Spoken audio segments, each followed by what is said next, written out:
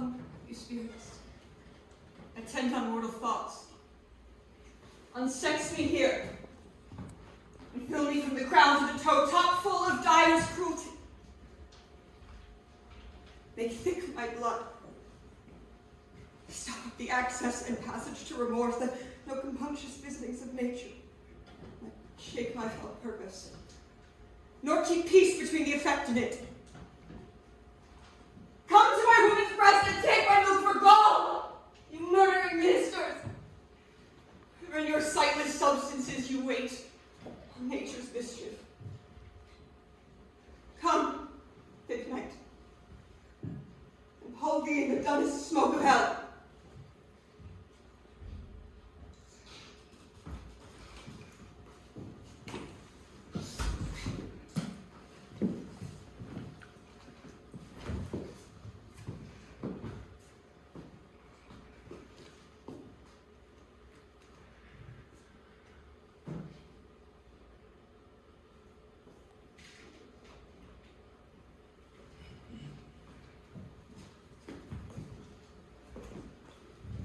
Shall we meet again? In thunder! Lightning! Or rain! When the hurly-burly is done. When the battle's lost and won. That will be ere the set of sun. The place. Upon the heath. There to meet with Macbeth. Macbeth. Fair is foul and foul is fair. Hover through the fog and fill the air.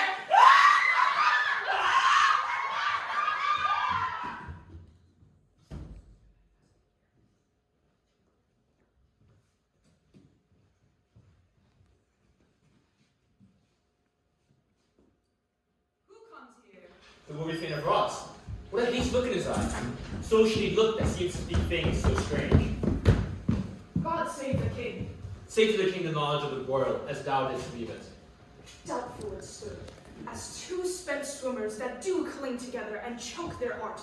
The merciless Macdonald, worthy to be a rebel, for to that the multiplied villainies of nature do swarm upon him. Of the western isles of kerns and gallaglasses is supplied, and fortune, on his damned coral smiling, showed like a rebel's whore. But all's too weak, for brave Macbeth, well, he deserves that name, disdaining fortune, with his brandished steel, which smote with bloody execution, like valor's minion, carved out his passage till he faced the knave, which never shook hands, nor bade farewell to him, till he unseamed him, knave to the chops, and fixed his head upon our battlements. Oh, valiant cousin, worthy gentleman. Norway himself, with terrible numbers, assisted by that most disloyal traitor, Thane of Cawdor, began a dismal conflict, till that Bellona's bridegroom, lapped in proof, confronted him with self-comparisons, point against point, rebellious arm against arm, curbing his lavish spirit. And to conclude, the victory fell upon us. Great happiness! No more that Thane of Cawdor shall deceive our bosom interest. Go, pronounce his present death, and with his former title, greet Macbeth. I'll see it done. What he hath lost, noble Macbeth hath won.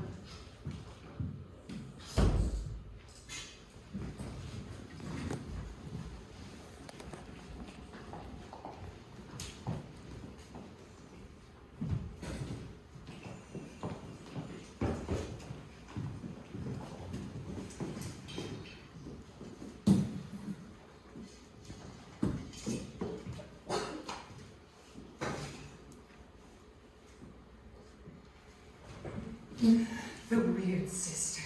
Hand in hand, hosters of the sea and land. And thus do go about. Thrice to thy. And thrice to mine. And thrice again to make up 9. A drum, Macbeth doth come. Peace. And the charms wound up. So foul and fair a day I've not seen. How forest called forest? What are these?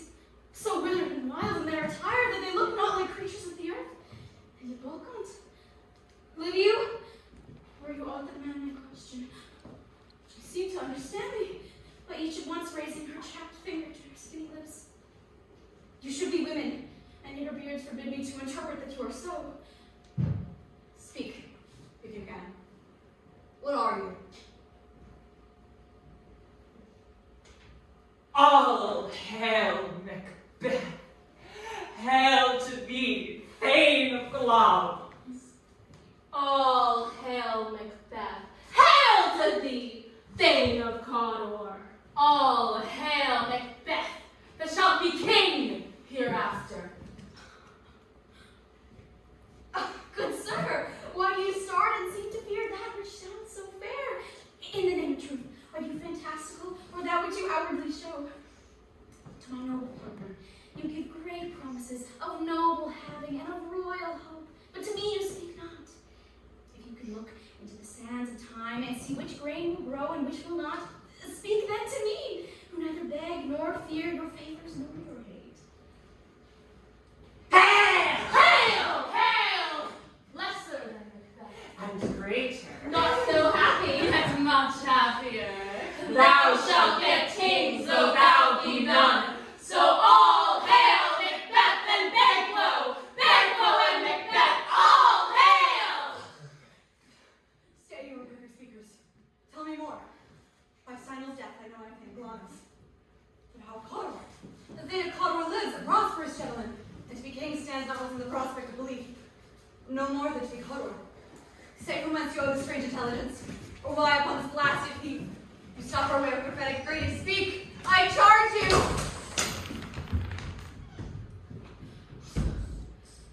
The earth hath bubbles, as the water hath, and these are of them. Whither are they vanished? Into the air. What seemed corporeal vanish, as breath into the wind.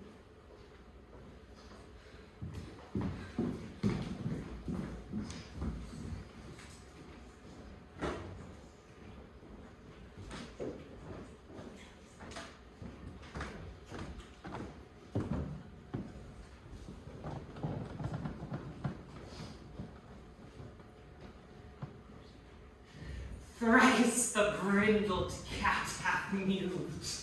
Thrice and once the hedge pig whined. Pop your cries, 'tis time, 'tis time. Round about the cauldron go, in the poisoned entrails throw. Oh, that under cold stone hath days and nights of 21. Sweltered venom, sleeping got, boil thou first in the charmed pot. Double, double, toil and trouble, fire burn and cauldron bubble. Eye of newt and toe of frog, wool of bat and tongue of dog. Adder's fork and blind worm's sting, lizard's leg and howlet's wing, for a charm of powerful trouble, like a hell broth boil and bubble. Double, double, toil and trouble, fire burn and cauldron bubble. Finger of a birth-strangled babe, ditch delivered from a drown. Make the gruel thick and slab.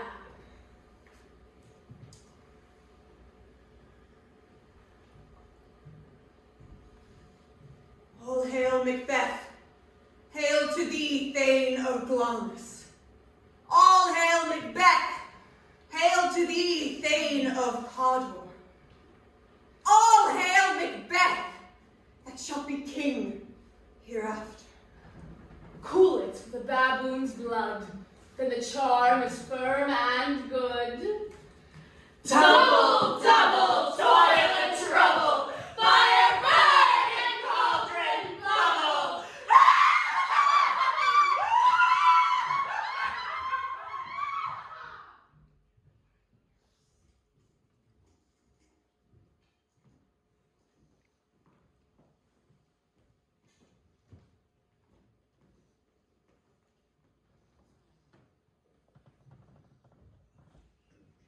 Your children shall be king. You shall be king. And Thane of Cawdor, too, when it not so. To the self-same tune and words. Who's there? The king hath happily received, Macbeth, the news of thy success. Everyone did bear thy praises in his kingdom's great defense and poured it down before him. And for an earnest of a greater honor, he bade me, from him, call thee Thane of Cawdor, in which addition, hail, most worthy Thane, for it is thine. What? Can the devil speak true? The Thane of Cawdor lives. Why do you dress me in borrowed robes? Who was the Thane lives yet, but under heavy judgment bears that life which he deserves to lose. Whether he was combined with those of Norway, or lined the rebel with hidden help and vantage, or that with both he labored in his kingdom's wreck, I know not. But treason's capital, confessed and proved, have overthrown him. Lannis and Thane of Cawdor. The greatest is behind. Thanks for your pains. Do you hope that your children shall be kings, when those that promised Thane of Cawdor to me offered no less to them? That trusted home might yet enkindle unto you the crown, besides Thane of Cawdor. 'Tis strange. And oftentimes, to win us to our trifles, the instruments of darkness tell us mistruths. Win us with honest trifles, and betray us in deepest consequence. Cousin, a word, I pray you. This supernatural soliciting cannot be ill, cannot be good. If ill, why have they given me earnest of success, commencing in a truth? I am Thane of Cawdor. If good, why do I yield to that suggestion, whose horrid image doth fix my brain, and make my seated heart knock at my ribs, against the use of nature? Present fears are less than horrible imaginings. My own thought, whose murder is yet but fantastical, shakes so my single state of man that function is smothered in surmise. And nothing is but what is not. If chance will have me king, why, chance will crown me with that, my stir. Come what come may, time and the hour runs through the roughest day. Worthy Macbeth, we stay upon your leisure. I do forget. My dull brain was wrought with things forgotten. Kind gentlemen, your pains are registered where every day I turn the leaf to read them. Let us to the king. Think upon what hath chanced, and in the interim having waited, let us speak our free hearts to each other. Very gladly. So then, enough.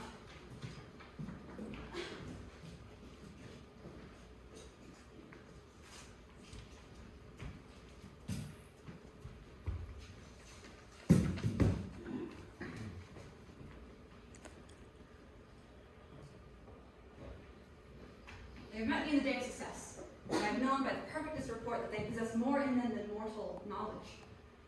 When I burned and desired to question them further, they made themselves air, into which they vanished. Whilst I stood rapt in wonder, but came missives by which title these weird sisters before had saluted me and referred to me as "Hail, King that shalt be!" This I have thought good to inform thee, my dearest partner of greatness, so that thou mightst not lose the dues of rejoicing by being ignorant of what is promised thee. Gladness thou art, and Cawdor, and shalt be what thou art promised. And yet, do I fear thy nature? It is too full of the milk of human kindness to catch the nearest way. Thou wouldst be great, art not without ambition, but without the illness should attend it. What thou wouldst hide, that wouldst thou hold me. Wouldst not play false, and yet wouldst wrongly win. Thou have great Glamis, that which cries, thus thou must do, if thou have it. And that which rather thou dost fear to do than wishest should be undone. Hide thee hither, that I may pour in thine ear the valor, and chastise with my tongue all that impedes thee from the golden round, which fate and metaphysical aid doth seem to have thee crowned withal. Great Glamis, worthy Cawdor, greater than both by the all hail hereafter. Thy words have transported me beyond this ignorant present, and I feel now the future in the instant. My dearest love, Duncan comes here tonight. And when goes hence? Tomorrow, as he purposes. Oh, never shall sun that morrow see. Your face, my thane, is as a book where men may read strange matters. To beguile the time, look like the time. Bear welcome in your eye, your hand, your tongue. Look like the innocent flower. There be the serpent under it. The king comes here tonight. He that's coming must be provided for. And you shall put tonight's great dispatch into my business. It shall, for all our days and nights to come, give solely sovereign sway and masterdom. You shall speak further. Only look up clear. To alter favor ever is to fear. Leave all the rest to me.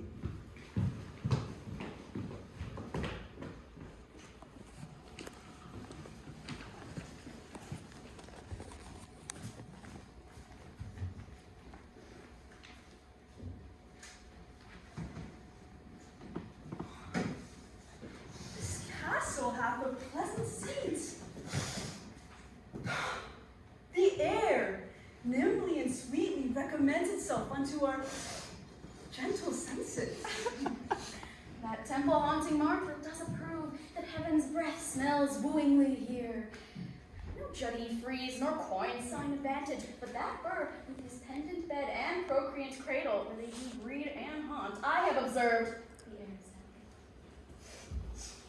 See, our honored hostess! The love that follows us sometime is our trouble, which still we think as love. Herein I teach you how you shall bid God yield us for your pains, and thank us for your trouble. All our service twice done, and then done double, were poor and single business to contend against those honors deep and broad wherewith your majesty loads our house. For those of old, and the late dignities heaped up to them, we rest your hermits. Where is the thane of Cawdor? We coursed him at the heels, and I purpose to be his purveyor. But he rides well, and his great love, sharp as a spur, has helped him to his home before us. All your servants have theirs themselves, and what is theirs in compt to make their audit of your highness's pleasure, still to return your own. Give me your hand. Conduct me to mine host. We love him highly, and shall continue our graces toward him. By your leave, hostess.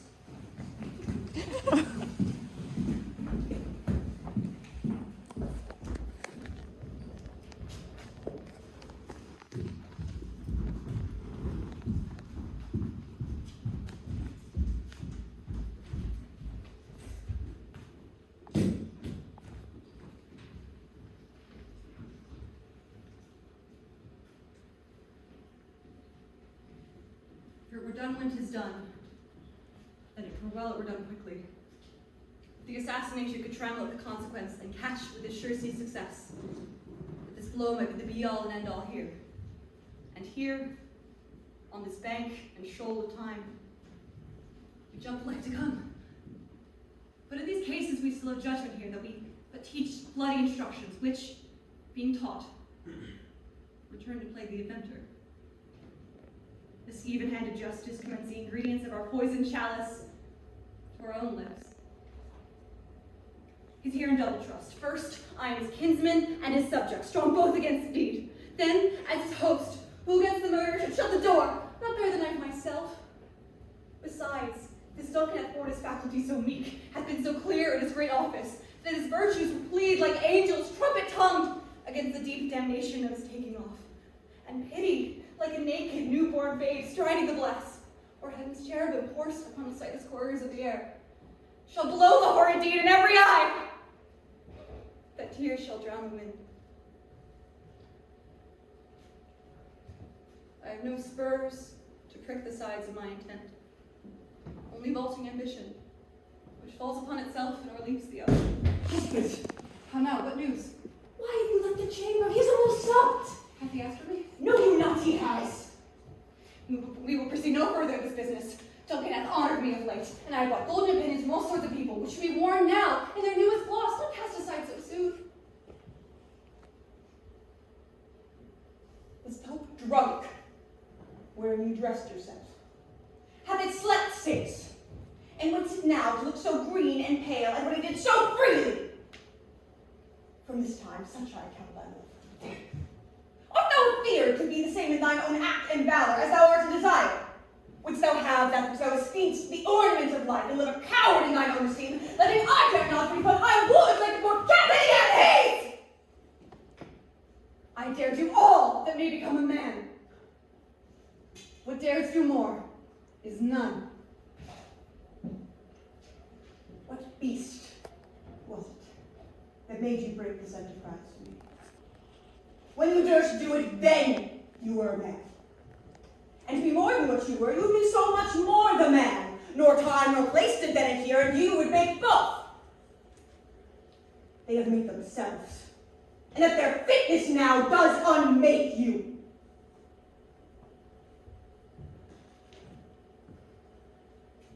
I have given so,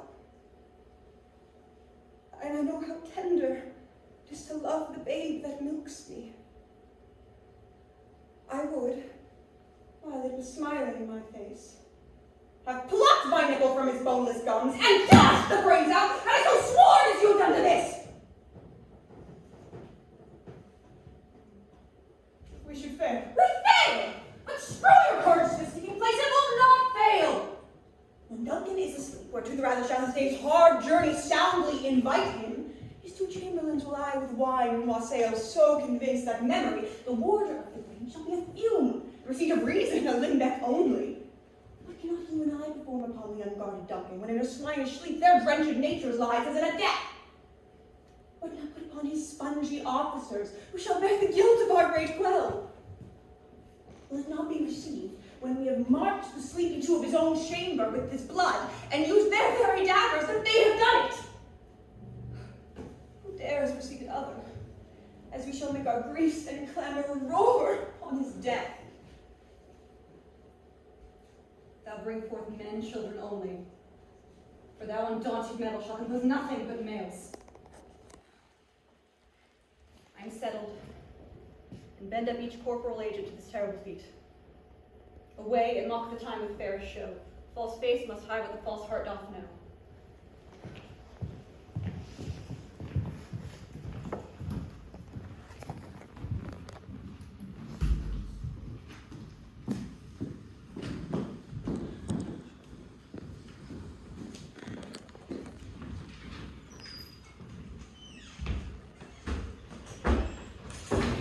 How goes the night? The moon is down. I've not yet heard the clock. And she goes down at 12. Oh, I take it to his later, is it? Hold. There's husbandry in heaven. Their candles are all out. These someone's lies like let upon me, and yet I would not sleep. Merciful powers restrain in me the cursed thoughts that nature gives way to in repose. Give me my sword. Who's there? A friend. What, sir, not yet at rest? The king's abed. He hath been in most unusual pleasure, and sent great largesse to your offices. The diamond your wife he greets withal, and is now shut up in measureless content. Our will, being unprepared, became the servant to defect, when else should free have wrought. All's well. I dreamt last night of the three weird sisters. To you they have shown some truth. I think not of them. Yet, when you could entreat an hour to serve, we would spend it in some words upon the business, if you would grant the time. At your kindest leisure. If you shall cleave to my consent when 'tis shall make honor for thee. So I lose not in seeking to repent it. But I keep my bosom franchise and my allegiance clear. I shall be yours. But repose the while. Thanks, sir. The like to you.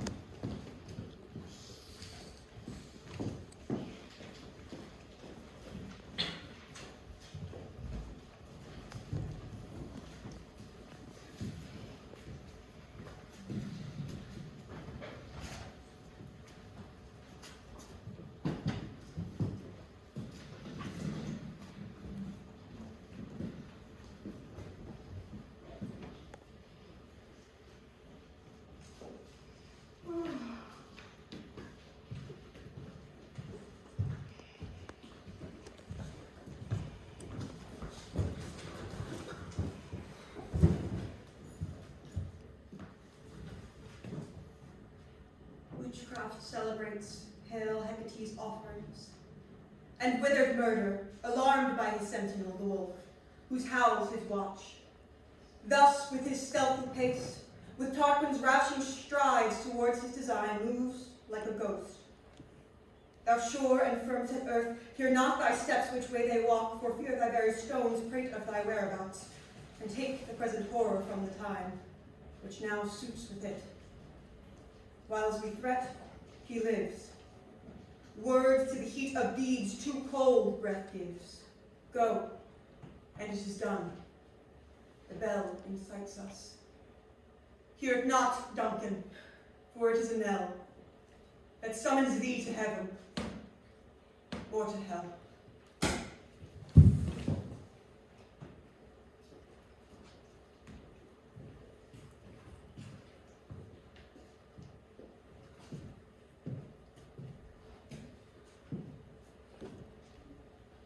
Is this a dagger which I see before me? The handle toward my hand. Come, let me clutch thee. I have thee not, and yet I see thee still. Art thou not, fatal vision, sensible to feelings as to sight? Or art thou but a dagger of the mind, a false creation, processed from the heat oppressed brain? I see thee yet, in form as palpable as this, which I now draw. Thou marshallest me toward where I was going, and such an instrument I was to use. Mine eyes are made the fools of all the other senses, or else worth all the rest. I see thee still, and there, on blade and dudgeon, gouts of blood, which was not so before. There's no such thing.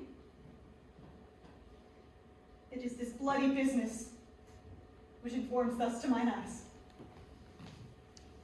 And here, over the one half world, nature seems dead, and wicked dreams abuse the curtain sleep. No more!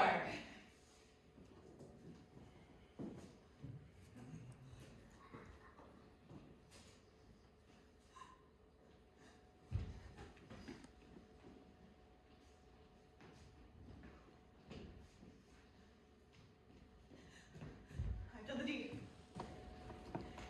Didst thou not hear a noise? I heard the owl scream and the crickets cry. Did not you speak? When? Now. Methought I heard a voice cry, "Sleep no more!" Macbeth doth murder sleep. Innocent sleep. Sleep which knits the raveled sleep of care, the death of each day's life. Sore labor's bath, balm of hurt minds, chief nourisher at life's great feast. What do you mean? Still it cried, "Sleep no more!" to all the house! Calamus hath murdered sleep, and therefore Cawdor shall sleep no more. Macbeth shall sleep no more. Who was it that thus cried?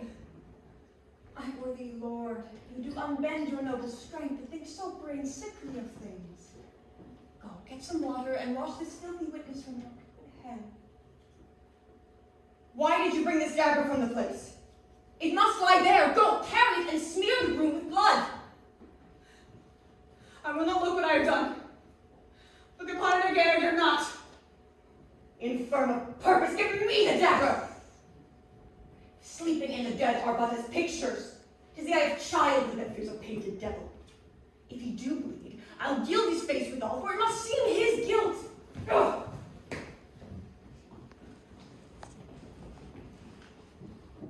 Hear that knocking! How is it with me whenever sound appalls me? What hands are these? They pluck out mine eyes. With all great Neptune's ocean wash this blood clean from my hand? No. This my hand would rather the multitudinous seas incarnadine, making the green one red. My hands were of your color, but I shame to wear a heart so white. There's a knocking at the south entry. Retire we to our chamber. A little water clears us of this deed. How easy is it then? Your constancy hath left you unattended. More knocking. Go, get on your nightgown lest occasion call us and show us to be watchers. Be not lost so poorly in your thoughts. To know my deed, were best not know myself. Wake Duncan with thy knocking. I would thou couldst.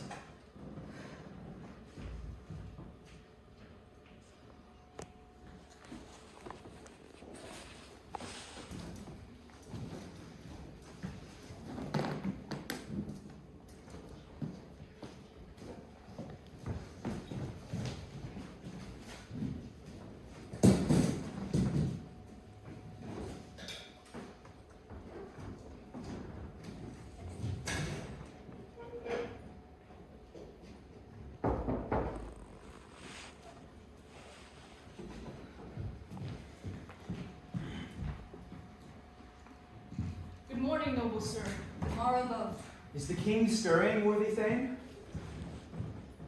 Not yet.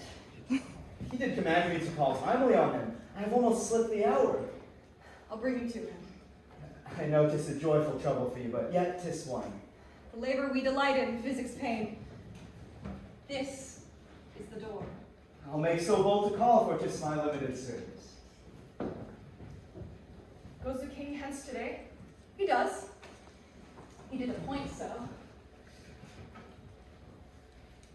The night has been unruly. Where we lay, our chimneys were blown down, and, as they say, lamentings heard in the air, strange screams of death, and prophesying with accents terrible of dire combustion and confused events, new hatched in the woeful time. The obscure bird clamored the lifelong night. Some say that the earth was feverous and did shake.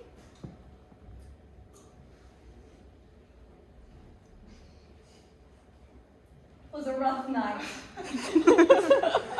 Oh, horror! Horror! Horror! What's the matter?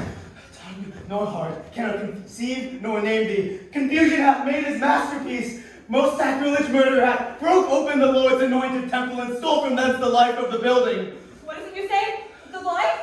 Mean you, His Majesty? Go inside and destroy your eyes with a new Gorgon. Do not bid me speak. Go and speak yourselves. Ring the alarm bell. Murder! Treason! Banquo, Malcolm, awake! Shake off downy sleep, death's counterfeit, and look upon death itself. Up and see the great doom's image. As some ghosts rise up from your graves and countenance this horror. Banquo, Malcolm, ring the alarm bell. What is the business that such a hideous trumpet calls from our later speakers of the house? Speak, speak! Gentle lady, 'tis not for you to hear the words that I can speak. The repetition in a woman's ear with murder as it fell. Banquo! Our royal master is murdered. Whoa, alas, what in our house? I really contradict myself and say it is not so. Had I been died an hour before this chance, I had lived a blessed time. For from now there's nothing serious in mortality. All is but toys. Renown and grace is dead. The wine of life is drawn, and the mere lees is left of this vault to brag of. What is amiss? You are, and do not know it. The spring that had the fountain of your blood is stopped. The very source of it is stopped. Your royal father is murdered. But by whom? Those of his chamber, as it seemed, had done it. Their hands and faces were badged with blood. So were their swords, which unwiped we found upon their pillows. They stared and were distracted. No man's life was to be entrusted with them. Oh, but I do repent me of my fury that I did kill them. Wherefore did you so? What man could be wise, amazed, temperate, and furious, loyal and neutral in an instant? No man! The expedition of my violent love outrun the pauser reason. Here lay Duncan. His silver gashed stabs look like a breach in nature for ruin's wasteful entrance. There, the murderers, steeped in the colors of their trade, their daggers unmannerly breached with gore. Who could refrain it had a heart to love? And in that heart, courage to make his love known. Help me, Hans! Oh! Oh, look to the lady! Look to the lady! And when we are naked frailties hid, that suffer an exposure, let us come together and question this most bloody piece of work, that we might know further. Fears and scruples shake us. Stand I in the great hand of God, and fight against the undivulged pretense of treasonous malice. So do I. Let us briefly put on manly readiness and meet in the hall together.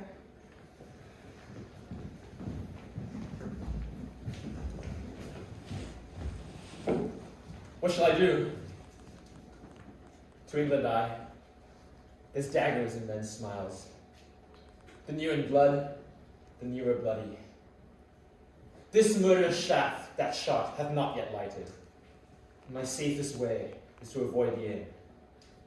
Therefore to horse, and let me not be dainty of leave-taking, but shift away. There's warrant in that theft, that steals itself when there's no mercy left.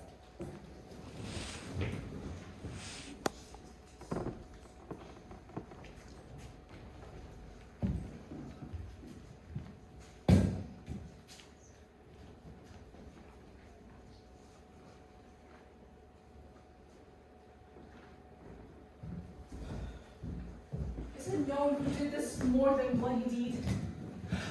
Those whom Macbeth hath slain. Alas the day. What good could they pretend?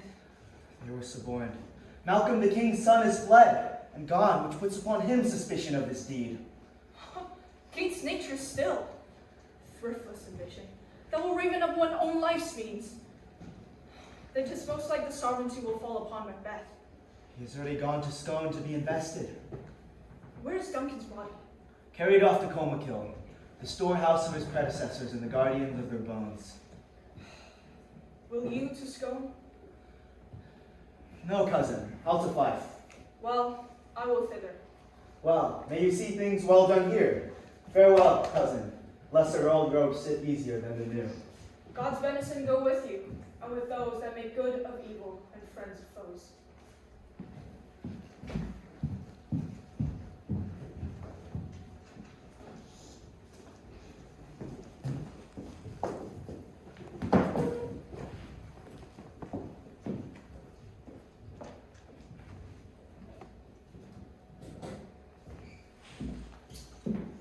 Thou hast it now. King, Cawdor, Glum, all as the weird women promised.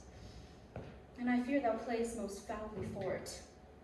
Yet it was said not to stand in thy posterity, but that I would be the root and father of a great many kings. Went it not so? If they do speak truth, as on thee, Macbeth, their speeches do shine, then shall they not be my oracle as well, and bring me up in hope? But hush, no more. Here's our chief guest. Tonight we'll hold a solemn supper, sir, and I'll request your presence. My good lord, let your highness command upon me to my duties that with a most indissoluble tie are forever knit. Ride you this afternoon? My lord. We should have else desired your good advice, which silleth in both grave and prosperous, but we'll take tomorrow. Is it far you ride? Why, as far as we'll fix up the time twixt now and supper. Go not my horse the better, or I shall become the borrower of the night for some dark hour or twain. Fail not our feast. My lord, I will not. We hear a bloody cousin is bestowed in England, not confessing his cruel patricide, filling his hearers with strange invention. But of that tomorrow, when we shall cause a state craving us jointly. Hide a horse. Adieu. Farewell. Goes Fleance with you? Aye, my lord. Our time does call upon us. We wish your horses swift and sure of foot, and so we do commend you to their backs. Farewell.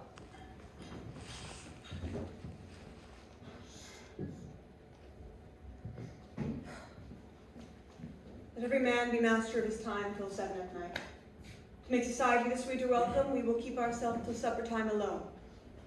While then, God be with you. To be thus is nothing but to be safely thus.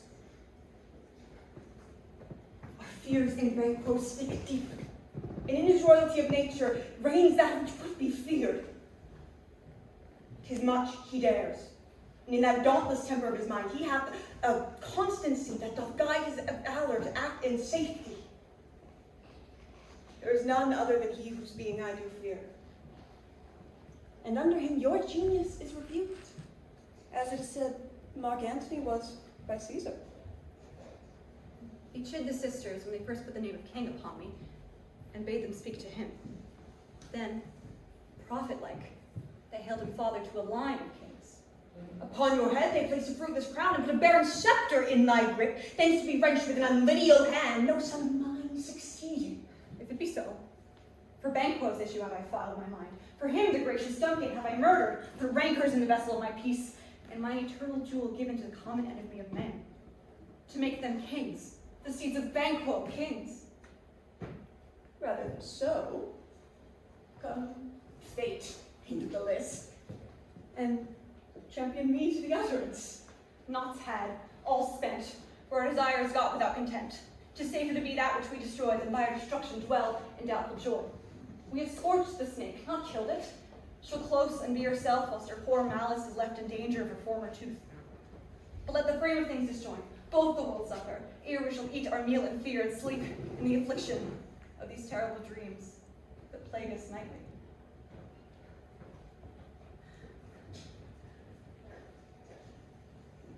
Duncan is in his grave. After life's fitful fever, he sleeps well. Treason has done his worst, neither steel nor poison, malice domestic, foreign levy, nothing shall touch him further. Come on, gentle my lord, sleep over your rugged looks, be bright and jovial among your guests tonight. So shall I, love. And so I pray to you, let your remembrance apply to Banquo, presenting eminence in both eye and tongue, unsafe the while that we must have our honors in these flattering streams, and make our faces wizards to our hearts, disguising what they are. You must leave this. So full of scorpions is my mind, dear wife. What's to be done? Be innocent of the knowledge, dearest Chuck, till thou applaud the deed.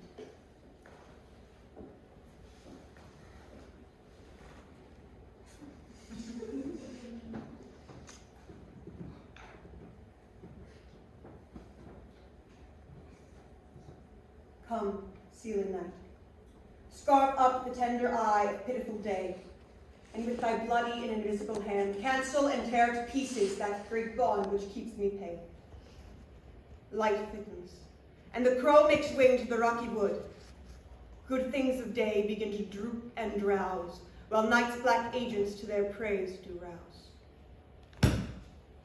Come, husband.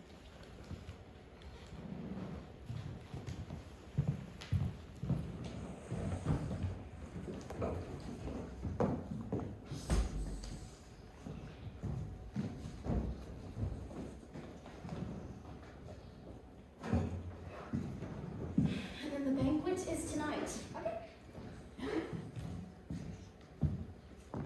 It will be rain tonight.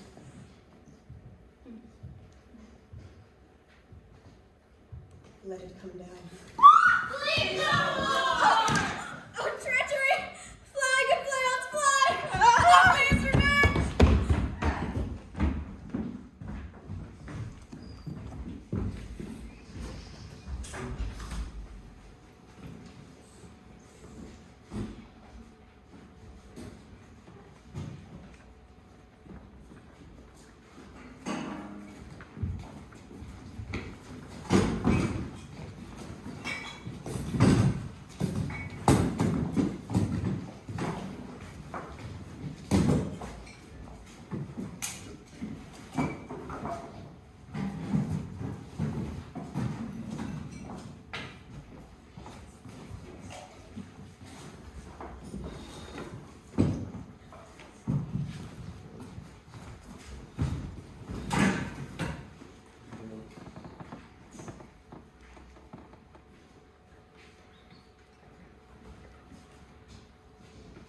You know your own degree, sit down. At first and last, the hearty welcome.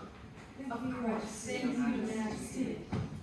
Ourself will mingle with society and play the humble host. Our hostess keeps her state, but in due time we will require her welcome.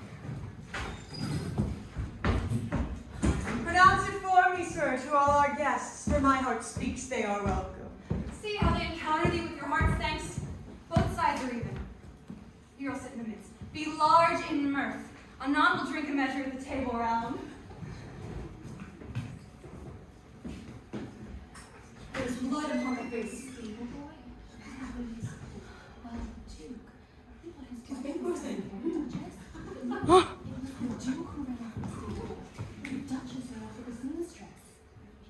My royal lord, you do not give the cheer. The feast is sold that is not often voiced, while 'tis a making is given with welcome. To feed were best at home, from thence the sauce to meat is ceremony. Meeting were bare without it. Sweet remembrance, sir. Now, good digestion, wait on appetite, and health on both. May it please your highness, sit. Would we had now our country's honor roofed with the graced person of our Banquo present, whom I may rather challenge for unkindness than pity for mischance. His absence, sir, lays blame upon his promise. Please it not your highness to grace us with your royal company? The table's full. Here's a place reserved, sir. Where? Here, my good lord. What is it that moves your highness? Which of you have done this? What? So canst thou say I did it? Never shake my gory locks at me! Gentlemen, rise! His highness is not well. Sit, worthy friends. My lord is often thus, and has been from his youth. The fit is momentary. Upon thought he will again be well. If he much knows him, we shall offend him and extend his passion. Feed and regard him not. Are you a man? I, and a bold one, that dare look upon what might have called the devil. Proper stuff. This is the very painting of your fear. This is the Ezra dagger which you said lay to Duncan. These flaws and starts impostors to true fear would both become a woman's story and a winter's fire, authorized by her granddad. Why do you make such faces? When all is done, you look but on a stool. Prithee, see there. Behold, look. Lo, what say you? Why, what care I, if thou canst not speak too? If charnel houses and our graves must send those that we bury back, our monument shall be the moss of kites. Quite unmanned in folly. If I stand here, I saw him. For shame. Blood has been shed ere now. In the olden time, ere human statue purged the gentle wheel. Aye, and since too murders have been performed, too terrible for the ear. Did he say murders? The time has been that when the brains were out, the man was done. But now they rise again with 20 mortal murders on their crowns and pushes more stools. This is more strange than such a murder is. My worthy lord, your noble friends do lack you. I do forget. Do not muse in my most worthy friends. I have a strange infirmity, which is nothing to those that know me. Come, love and health to all. Then I'll sit down. Give me some wine, fill full.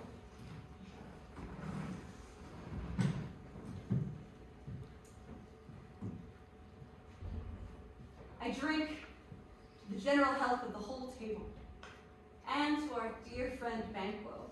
Would he were here. To all and him we thirst, and all to all.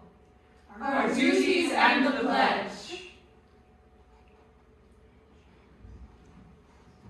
Avoid to quit my sight! Let the earth hide thee. Thy bones are marrowless, thy blood is cold. There was no speculation in those eyes that thou dost glare with. Think of this, good there's this nothing of custom. 'Tis no other, only it spoils the pleasure of the time.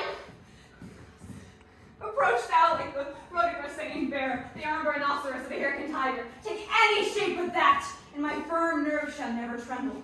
Or be alive again, and dare me to the desert with thy sword. If trembling I inhabit it, and protest me the baby of a girl. Hence, horrible shadow! Unreal mockery, hence!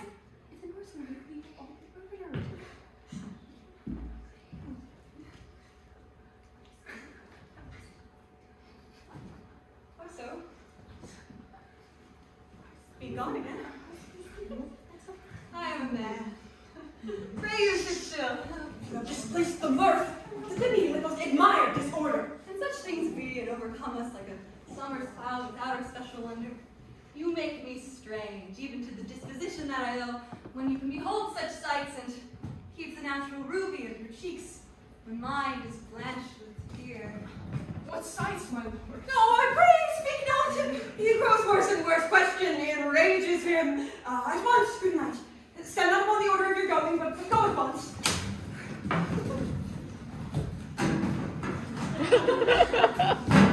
Good night, and better health attend your majesty. Yes, a kind good night to all. Good night, your majesty.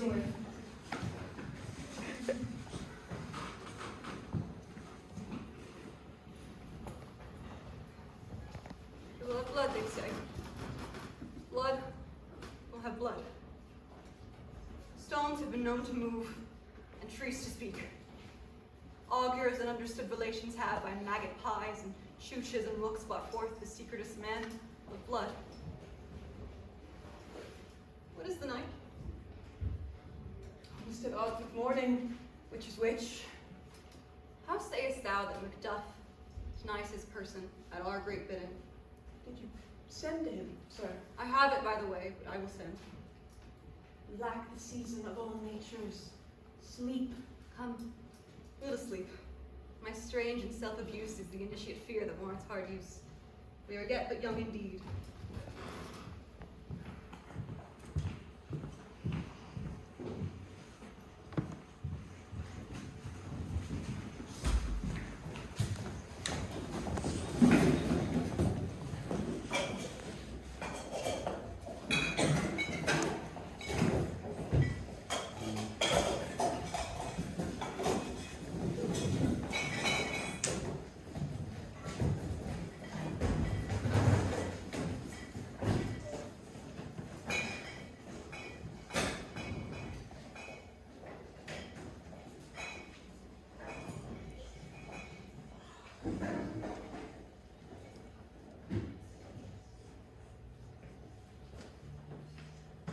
Thrice the brindled cat hath mewed. Thrice and once the hedge was won. And more after intermission. Thank you.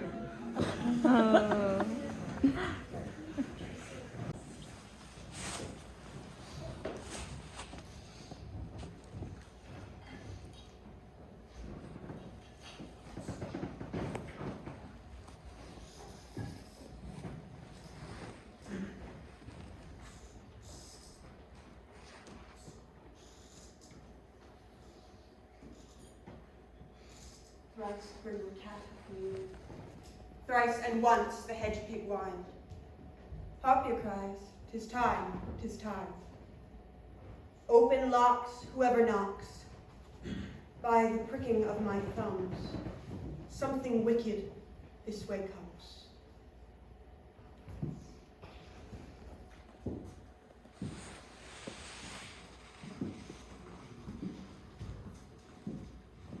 Even till destruction sicken. Answer me to what I ask you. Demands will answer. For in Sow's blood that hath eaten her 9 Pharaoh. Grease that's sweated from the murderer's gibbet, throw into the flame. Come high or low, thyself and office deftly show. Macbeth, Macbeth, Macbeth. Beware, Macduff. Beware the Thane of Fife. Dismiss me. Enough. Whatever thou art, for precaution, thanks. Thou hast hoped my fear aright. But one word more. She will not be commanded. There is a second, more potent than the first. Macbeth. Macbeth. Macbeth. Be bloody, bold, resolute. Love to scorn the power of man. For none of woman born shall harm Macbeth. Then live, Macduff. What need we fear of thee? But yes, we'll make a shore and stubble shore and take upon the fate. Thou shalt not live. that we may tell pale-hearted fear it lies, and sleep in spite of thunder. What is this? Listen, but speak not to it. You lie in metal, proud, and take no care. Who chaves, who frets, and where conspires are? For Macbeth shall never vanquished be, till great Burnham Wood and high Dunsinane Hill shall come against him. That shall never be. Who can impress the forest, bid the tree unfix his earthbound fruit? Sweet bodements good. If your art can tell us so much, tell me, shall Banquo's issue ever reign in this kingdom?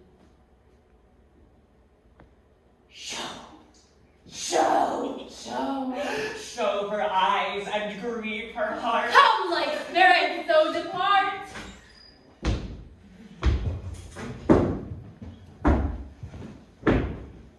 Thou art too like the spirit of Banquo. Down! I come to sear mine eyeballs. And no other gold bound brow like the first. A third like the former. A fourth, stark eyes. Thus will this line stretch out to the crack of doom. Another hit. A seventh. A horrible sight. Now I see 'tis true. For the blood bolts of Banquo smiles upon me and points at them for his. What? Is this so? All of this is so. But why stands my lady thusly amazed? That this great queen may kindly say, our duties did her welcome pay.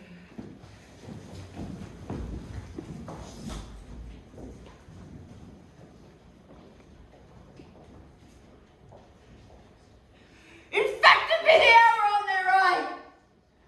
And down with all those that trust them! Saw you the Weird Sisters? No, my Lady Macbeth has fled to England. Fled to England. Aye, my good lady. In this moment, the very firstlings of my hand shall be the firstlings of my heart. Even now, should crown thoughts with acts be thought and done. The castle of Macduff we will surprise. Seize upon Fife, and give to the edge of the sword his wife, his babes, and all unfortunate souls that crouch him in his line. Be not boastful like a fool. This deed will do, before this purpose cool.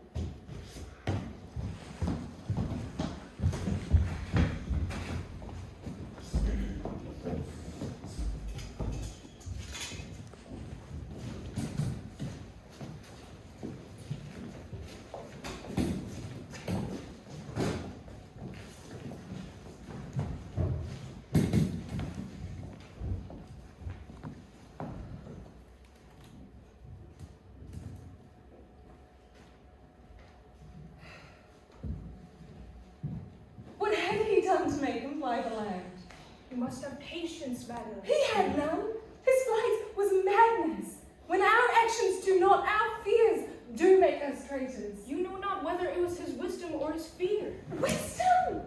To leave his wife, to leave his babes, his mansions and his titles and a place from whence himself does fly.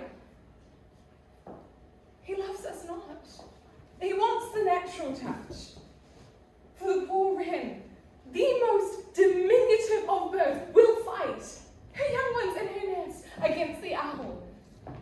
All is the fear, and nothing is the love. As little as the wisdom, so runs against all reason.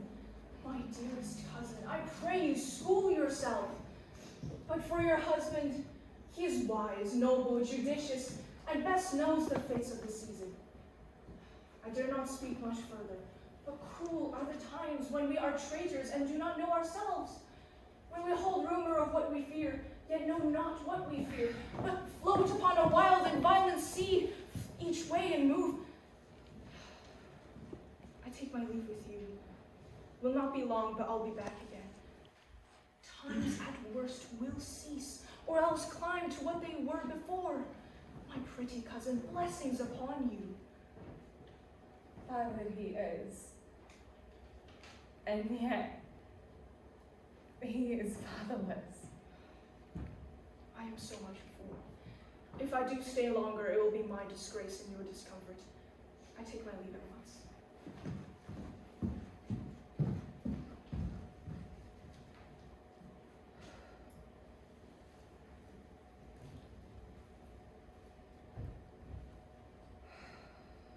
Sarah, your father is dead.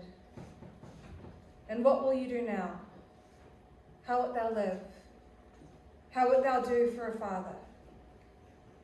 Nay, how will you do for a husband? Why, I can buy me 20 at any market. Then you'll buy him to sell again. Thou speaks with all thy wit, and I faith, with wit enough for thee.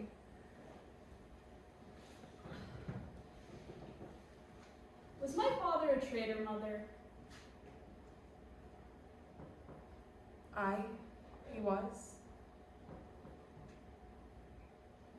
What is a traitor? Why, one that swears and lies. And be all traitors that do so? Everyone that does so is a traitor, and must be hanged. Must they all be hanged that swear and lie? Everyone. And who must hang them? Why, the honest man. Then the liars and swearers are fools. For there are liars and swearers enough to beat the honest men and hang up them. God help thee, Michael Monkey. But how wilt thou do for a father? If he were dead, you would weep for him.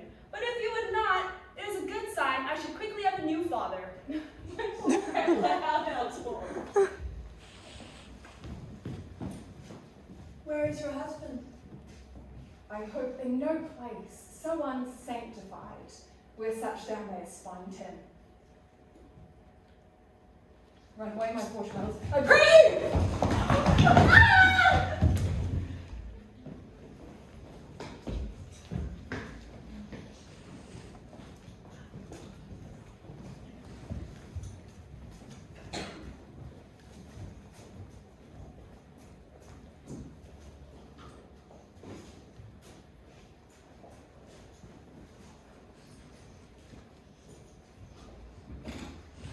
Let us seek out some desolate shade, and there weep our sad bosoms empty. Let us rather, like good men, grasp the mortal sword and bestride our downfall birthdom.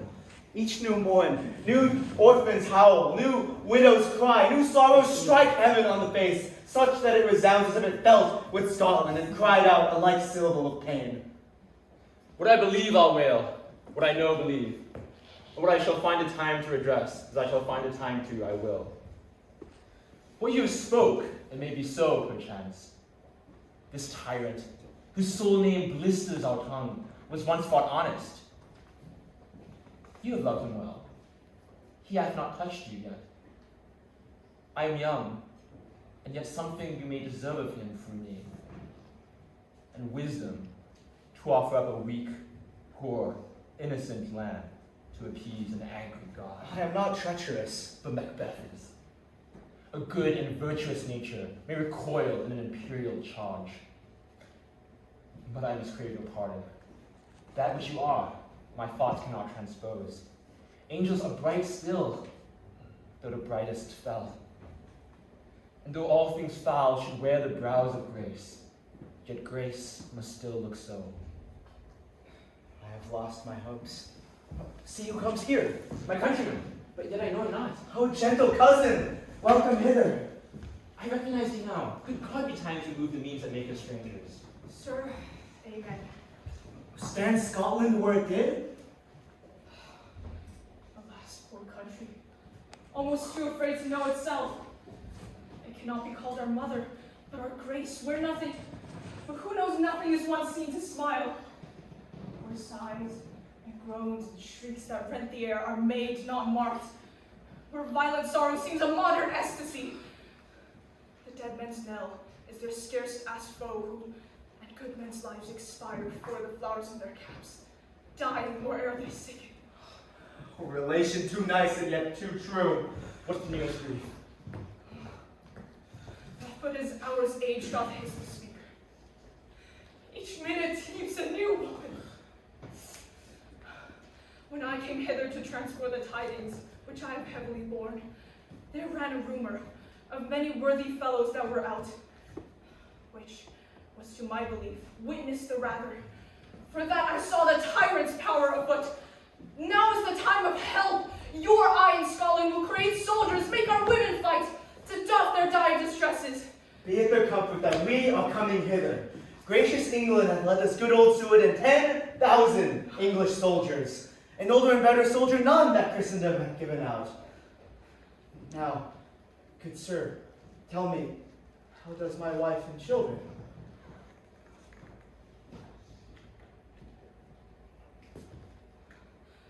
Would I could answer.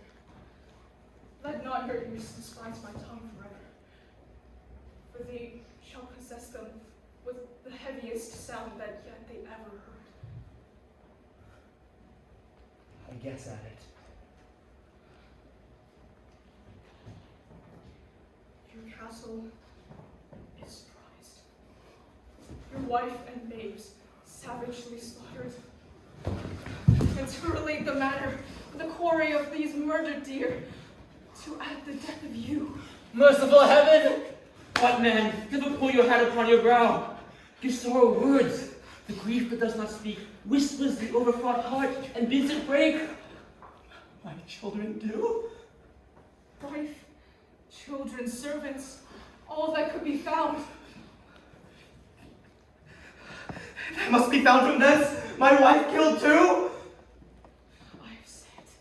Oh, be comforted. Let's make us medicines of our great revenge and cure this deadly grief. Oh, I must do so, but I must also feel it like a man. I cannot help but remember such things that were most precious to me. Oh, gentle heavens, did thou look on and not have mercy on them? Oh, sinful Macduff, they were all killed for thee, not for their demerits, but for my own, where they slaughtered. Oh, heaven rest them. Be this the western for your sword. Let grief convert to anger. Glut not the heart, enrage it. Oh, I can play the woman with my eyes and the braggart with my tongue. But oh, gentle heavens, cut short all intermissions.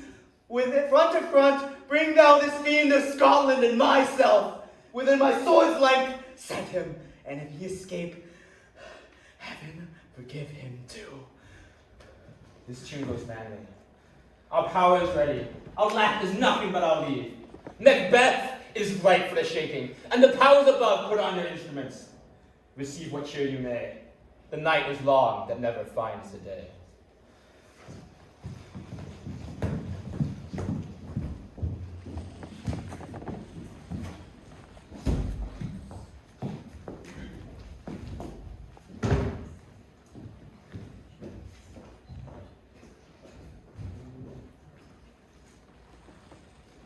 I have gone 2 nights with you and could perceive no truth in your report. When was it she last walked?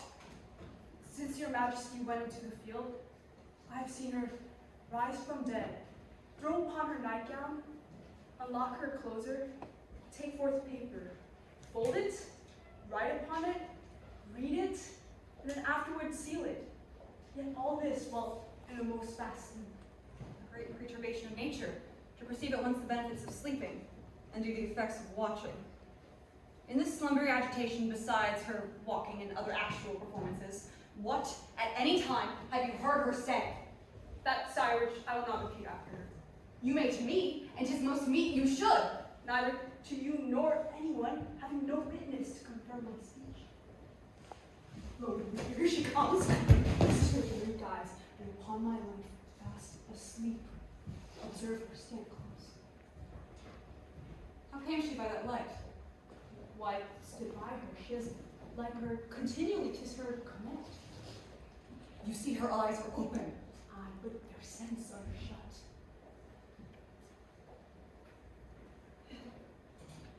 Here's a spot. Mark, she speaks.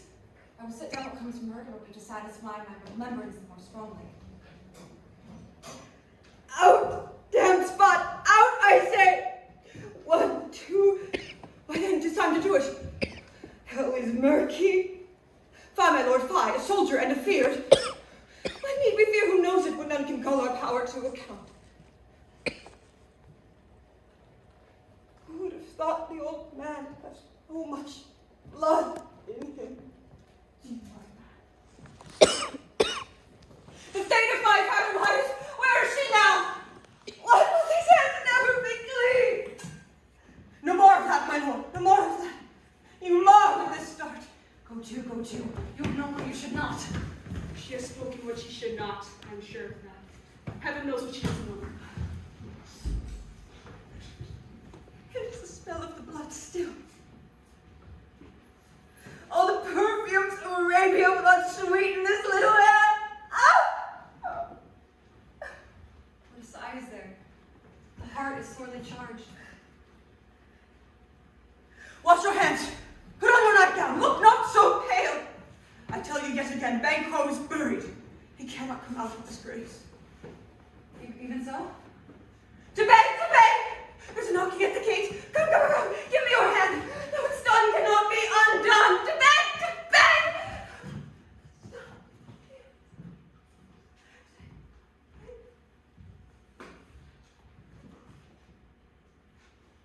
Foul whisperings are abroad.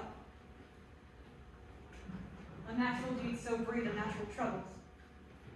Infected minds to their death pillows shall discharge their secrets.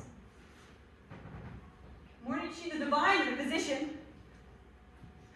God forgive us all.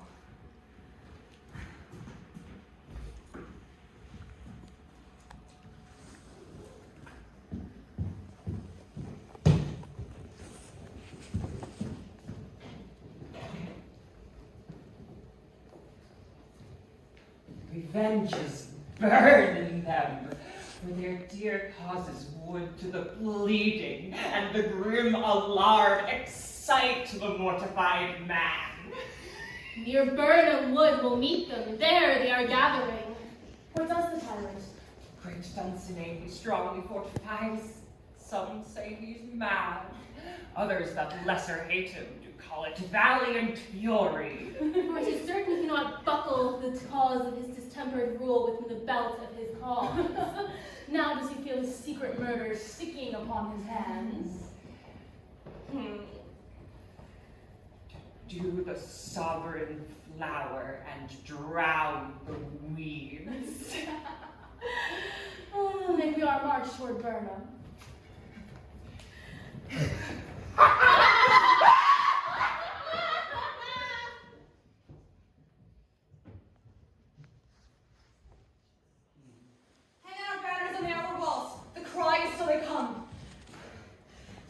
Let them lie to the famine and the ague eat them up.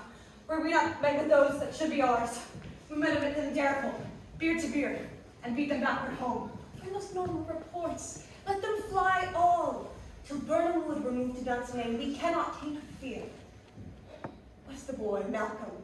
Was he not born of woman? The spirits that know all mortal consequences have pronounced me thus. Fear not, Macbeth. No man that is born of woman shall ever have power upon thee. So fly, false thanes, and mingle with the English epic choice. The mind I sway by, and the heart I bear, shall never sag with doubt, nor shake with fear.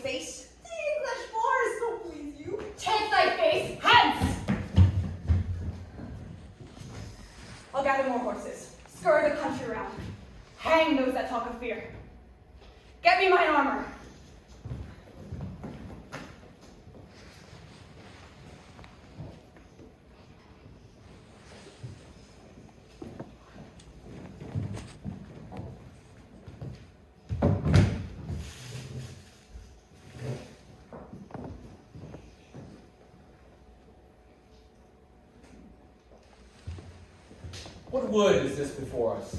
The wood of Burnham. Let every soldier shoot him down a bough and bear it before him. Thereby shall we shadow the numbers of our host and make discovery ere and report of us. It will be done.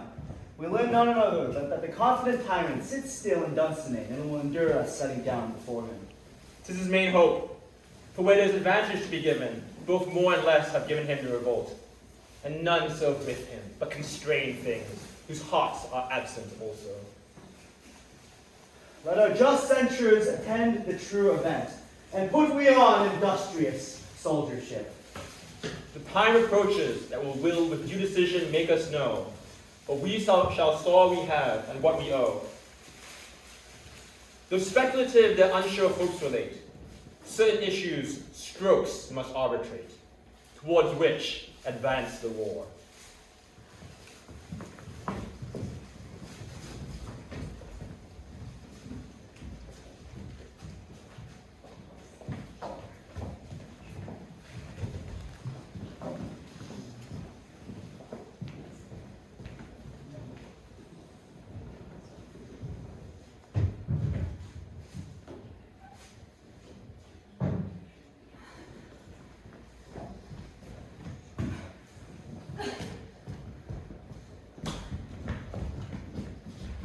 Gracious my lord, I should report that which I say I saw, but know not how to do it. Will say, sir. As I did stand my watch upon the hill, I looked toward Burnham, and anon methought the wood began to move. Lie! Let me endure your wrath if it be not so. Within this 3 mile may you see it coming, a moving wood. If thou speakest false, upon the next tree shalt thou hang alive, till famine cling thee. If thy speech is sooth, I care not if thou dost as much for me.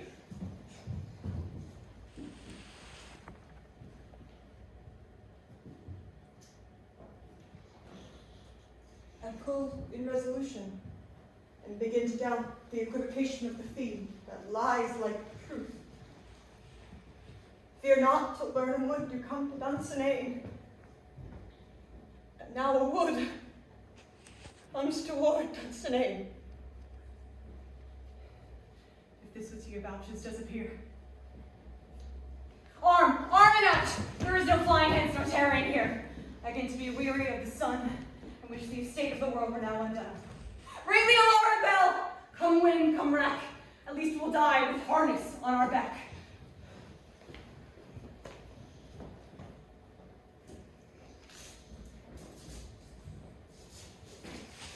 Now near enough, your leafy screens throw down, and show like who you are. You, my worthy uncle, shall with my cousin, your right noble son, lead our first battle. Worthy Macbeth and we shall attend to the rest according to our order. Make all our trumpets sound. Give them all breath, those clamorous harbingers of blood and death. That way the noise is, Tyrant, there thou shouldst be. If thou beest slain in my hand other than my own, my wife and children's ghosts will haunt me still. I cannot strike at wretched kerns whose arms are hired to bear their staves. Either thou, Macbeth, or else I shall sheathe again my unbattered sword unheeded. There thou shouldst be. By the great clatter, one of the greatest note sounds bruited. Oh, let me find him fortune. More, I beg not. Onward!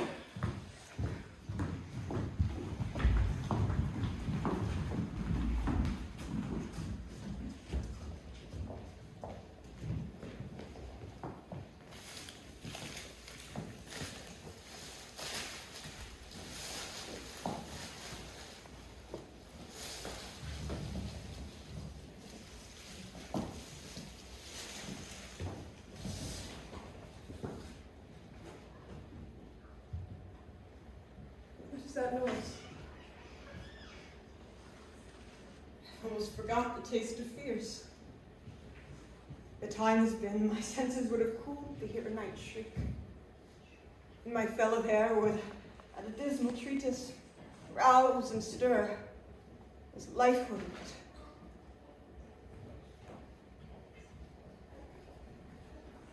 I have supped full with horrors. Direness, familiar to my slaughterous thoughts. Cannot once start me.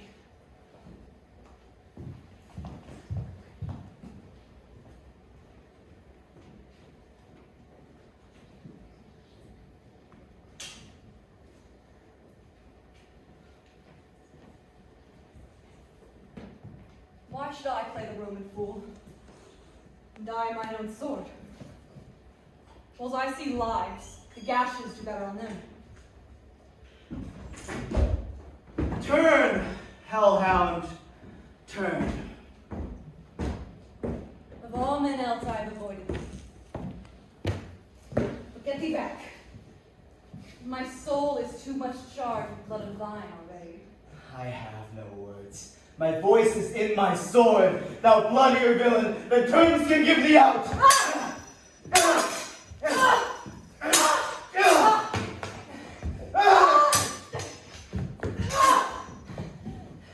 Thou losest labor, as easy mayest thou thy keen blade the entrenched air press, as make me bleed. Let thy blade fall upon vulnerable crests. I bear a charmed life, which must not yield to what of woman born!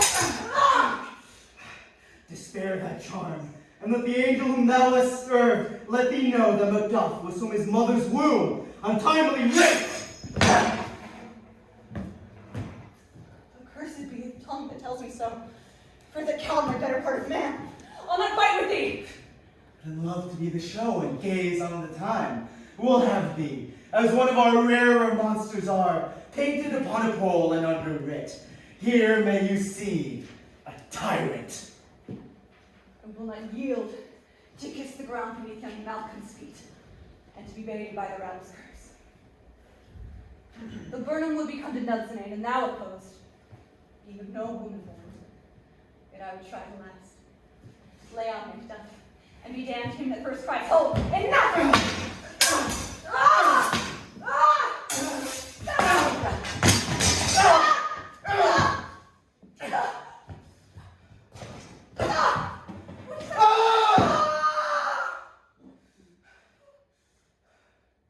The king is dead.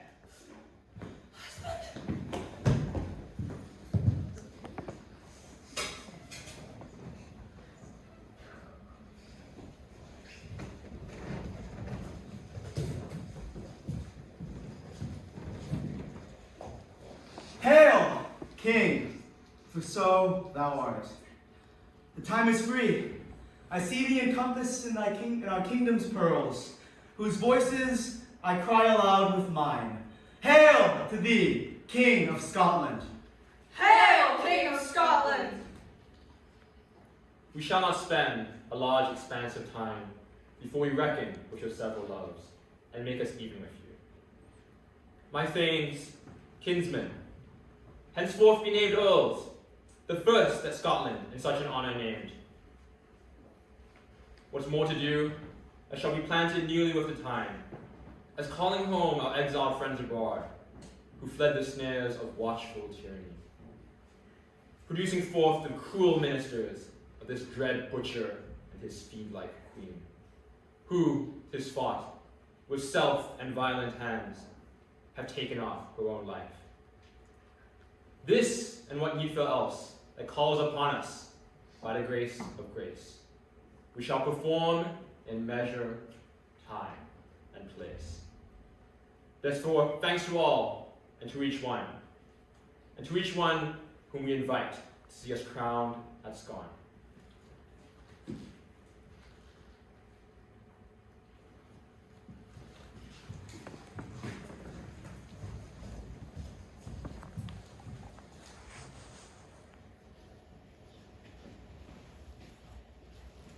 He should have died hereafter.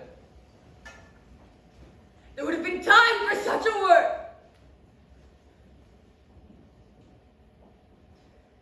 Tomorrow and tomorrow creeps in this petty pace from day to day, to the last syllable of recorded time. And all our yesterdays have lighted fools the way to dusty death. Out! Out, brief candle! Life's a walking shadow. poor player that struts and frets his hour upon the stage, but is heard no more.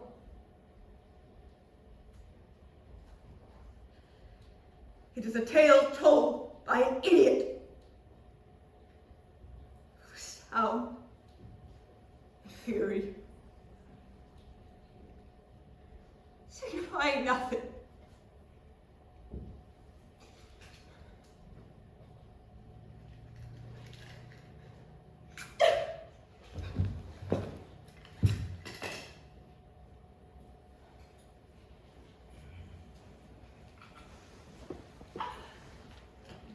Baby left and took her mind. Inside a little book she signed. The grief so great it made her blind.